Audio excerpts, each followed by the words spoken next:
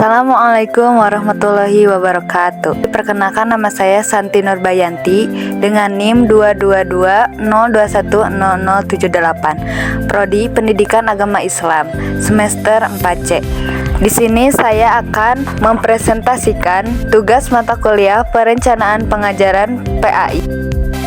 Dosen pengampu Bapak Dr. Yusuf Ridwan MPD.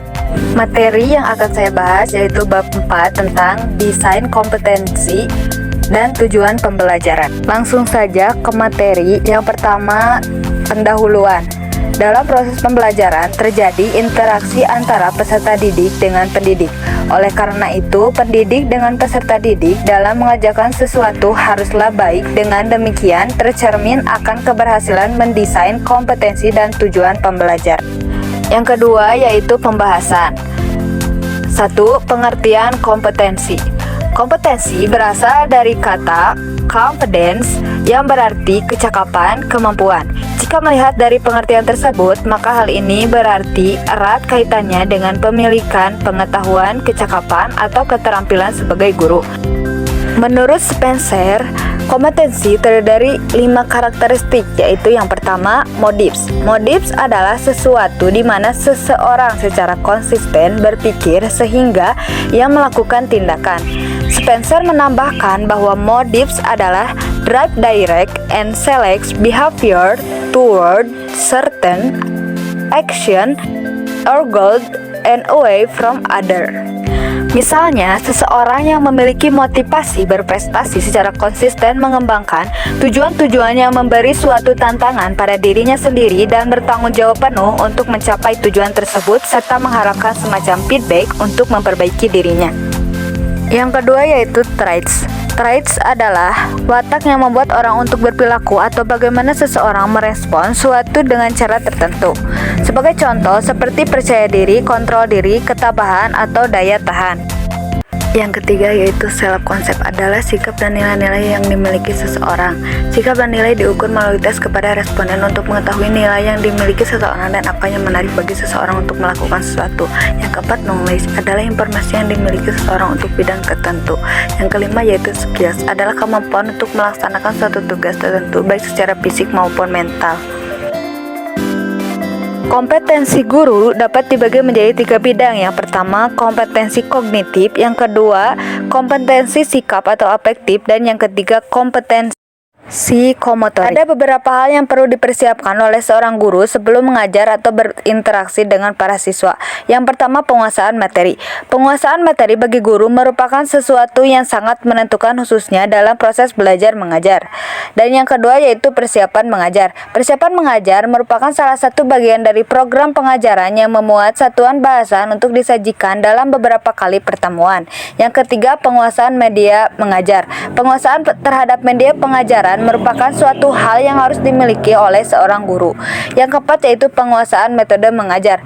Pemilihan metode mengajar yang tepat terkait dengan efektivitas pengajaran. Ketetapan penggunaan metode pengajar akan memberikan dampak yang positif terhadap perkembangan prestasi belajar siswa.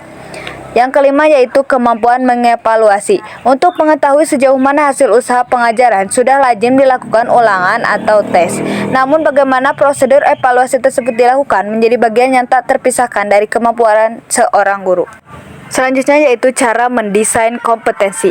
Alternatif pertama, mendesain kompetensi atau tujuan pembelajaran berdasarkan KBK atau kurikulum berbasis kompetensi. Lazimnya ada 3 komponen yang harus dirumuskan, khususnya dalam KBK, yaitu yang pertama, standar kompetensi, kedua, kompetensi dasar, dan ketiga, indikator.